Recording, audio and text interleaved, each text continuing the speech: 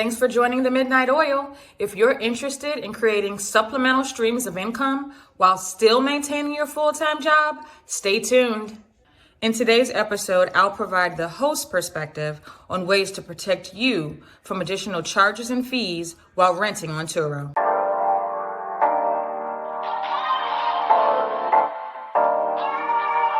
All right, so let's talk about Turo. For those of you that may not know, Turo is a car sharing platform. It's essentially the Airbnb of cars. So you, me, anybody can share their eligible vehicle on the Turo platform and create additional income, whether that be on a full-time or a part-time basis. I currently am a Turo All-Star host. I have a small fleet based in Richmond, Virginia. And as a result of that, I'm able to generate several thousands of dollars of supplemental income. One of the best things about renting on Turo is that you have the opportunity to rent all sorts of vehicles. There's a great variety of cars on the Turo platform, much broader variety than you get with a traditional rental company. The other thing that comes with that variety is that you have a variety of Turo hosts, and everyone's quality standards are not necessarily the same. So you have, bad Turo hosts, you have good Turo hosts, you have great Turo hosts.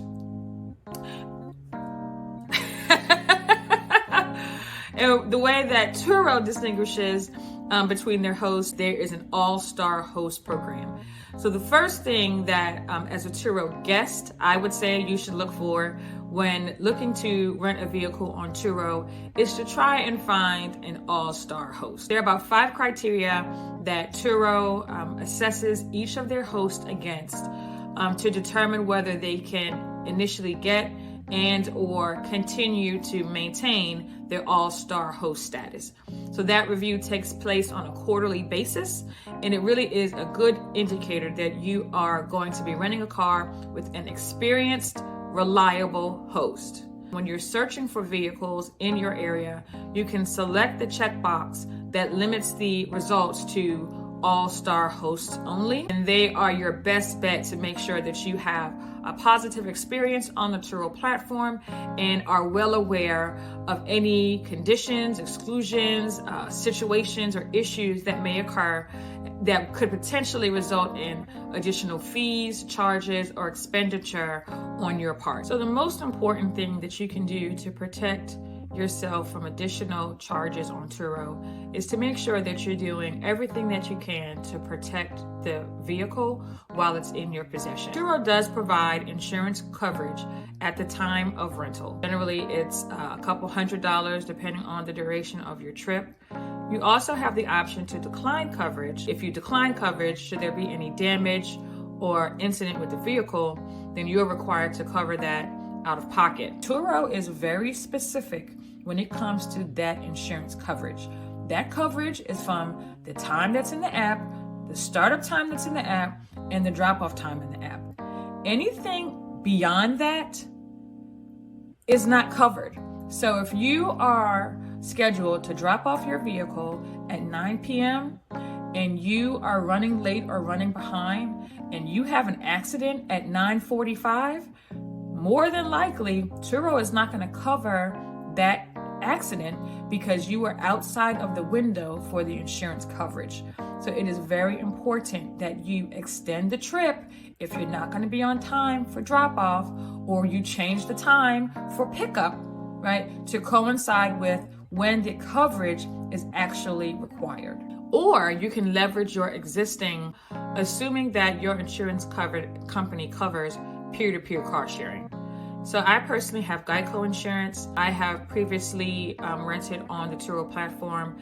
I have leveraged my personal insurance as opposed to purchasing the Turo insurance because my specific policy does cover peer-to-peer car sharing. My advice to you is that if you do want to use your own insurance, to make sure that you contact your insurance company, specifically speak with an agent, and make sure that they are understanding that you are not renting from a regular rental car company, that you are doing peer-to-peer car rental to ensure that in the worst case scenario, you have the coverage that is required and do not have to come out of pocket. Now, just to give you a sneak peek on how leveraging your own insurance works, my husband and I were traveling. We were on a trip. We were in Atlanta. We're at an intersection. The light is red. We stop. The person behind us does not. They ram into the back of the car, damage the bumper, then proceed to go through 4 lanes of traffic to speed off. So essentially, we were involved in a hit and run in a Turo vehicle without the Turo coverage and really had to depend on our personal insurance. Essentially, what ended up happening was the bumper had to be replaced. I had to pay the copay on my insurance policy so that the vehicle could be repaired. The vehicle was repaired. So if you have concern about, leveraging your personal insurance, it is a fairly simple process. We did get the police report and had kind of documentation of the events that occurred. And so I was not negatively impacted as it related to my insurance policy or anything else as a result of that incident. Ultimately, the deductible on the insurance policy was still significantly less than it would have been had we purchased the Turo insurance. So either way, it ended up still continuing to be a win-win. The third item is related to making sure that all drivers who will be driving the vehicle have been added to the Turo listing. The driver who is not included on the Turo booking is driving the vehicle. Turo may have the right to not cover the cost associated with the damage of that vehicle while it was in your possession. If you know that you're planning a long road trip, you may want to look for a car that offers additional mileage or even unlimited mileage. In the event that you do go over the mileage allotment, the charge is 26 cents per mile. Take the time to fully read the Turo listing. Oftentimes, hosts will put specific instructions in there or details that will be useful to you while renting the vehicle.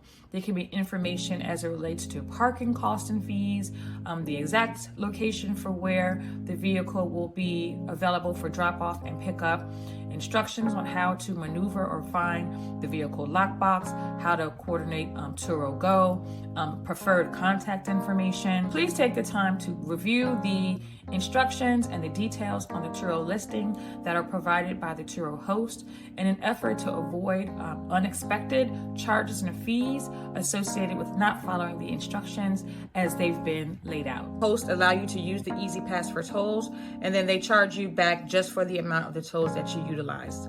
If you would prefer not to use the Easy Pass, you can always take it down, put it in the glove box, and pay cash. The next thing I would mention is to make sure that you ask questions about the vehicle. If you are not familiar with the technology in the car, the vehicle itself, don't hesitate to ask your host any questions that you have. If you don't know what gas to put in, if you don't know where the emergency brake is, if you can't even figure out how to turn the car on, I want you to reach out to your Turo host and let them know before you try to figure something out and then unintentionally damage the car and result in liability that you hadn't planned on. Despite what some of my fellow Turo hosts may tell you, you do not have to vacuum out or run the car through a drive-through car wash in order to avoid cleaning fees. All you need to do is remove all of your personal belongings and any trash that you had in the vehicle. Next to making sure you have insurance coverage, this next item is almost just as important. Take photos of the car when you pick it up. Take photos of the car when you drop it off. When you check out and check in that vehicle, I cannot express how important it is for you to take pictures of the condition that you received the car in and the condition that you returned it in. I have had countless guests take the car, not take any pictures, not even check the vehicle in. What you don't want to do is put yourself as a guest in a situation to be taken advantage of, in a situation where someone is saying that something was damaged and you don't have any proof that it wasn't because you did not take the appropriate photographs to document any existing damage to the vehicle. You also want to take pictures of the mileage when you receive the vehicle, the gas level when you receive the vehicle, and this is an event to avoid additional mileage charges and additional gas charges at the time of drop-off. If there are any vehicle warnings on the dashboard, now there should not be. In the event that they are, you just make sure that you take pictures of the dashboard, of the message. If there's any type of malfunction of the vehicle, you have that documentation to show that there was awareness and a warning related to that current state at the time of pickup. In the event that there was anything left in the vehicle for your use, make sure that you, again, take pictures of those contents, whether that be the user manual, hand sanitizer, phone chargers. Make sure that you take pictures of those contents upon check-in of the vehicle, and then you take pictures of those contents when you check out. Smoking is not allowed in any of the Turo vehicles. The smoking charge is really steep, so I wouldn't allow you or anyone in your car to smoke. The charge is $250. Now, as it relates to everything that I previously mentioned, as much as possible, when you are communicating on these topics, whether it be the instructions, drop-off, pickup, extension, coverage, etc., as much as you can, make sure that those communications are happening in the Turo app itself. That way, you have the written documentation in the Turo app. Basically, I'm saying to CYA, even if you have an offline conversation, follow up and summarize that conversation in the Turo app. I'm going to give you guys a real life example of how this works and why it's important. Last year, my family and I went on a family vacation to Florida. We picked up minivans via the Turo app from the airport. The host delivered the vehicle to the airport the day before my family and I were scheduled to pick up the car. Now, prior to that, in the Turo app, we'd communicated that he would be covering the cost for the parking. 2 weeks later, which is late, but again, this was a new host, so I didn't even follow my own advice. It was not an all-star host, it was a new host. 2 weeks later, here he comes talking about I owe him like $50 for airport parking. And so I was easily able to go back to our communication in the Turo app, refer him back to it as well, and advise him that no. You'd agreed previously that you were going to cover the cost associated with the airport parking, especially since you delivered the vehicle 24 hours before I was actually scheduled to arrive. Without that documentation, it really would have been his word against mine. Now, I will say this one thing about Turo. They really do put the burden of proof for reimbursements after the fact on the host. So he still would have had to have proven to Turo that I had agreed to cover the parking cost, but it just really made everything a lot more seamless because he was able to refer to the notes. He came back, he was apologetic, he removed the reimbursement, and then there was no future issue or problem. Protecting the car is great, but the most important thing, right, is protecting yourself. So what I did want to just mention kind of physical and personal safety as it relates to renting a vehicle on Turo.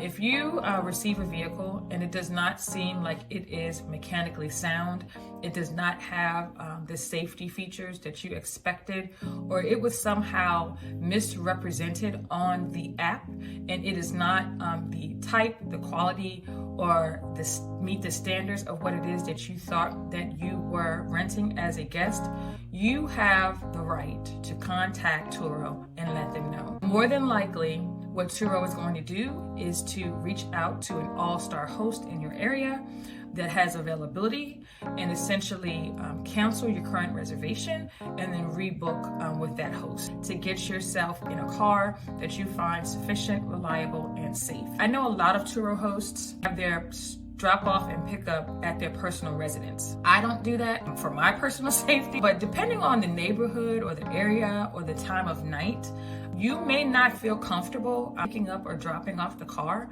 And that's fine. That may be a conversation that you can have with the host to see if you can designate or define a different pickup location, or it may be an opportunity for you to ask the host if you can have delivery. And if none of that is a possibility, then I would say select a different host. Due to COVID-19, we currently offer contactless pickup via lockbox so that we don't have the physical exchange of car keys for the vehicle.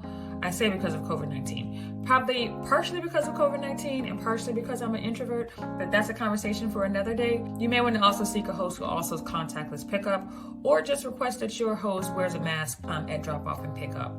If your host refuses to wear a mask, then you may want to select a different vehicle and a different host who will.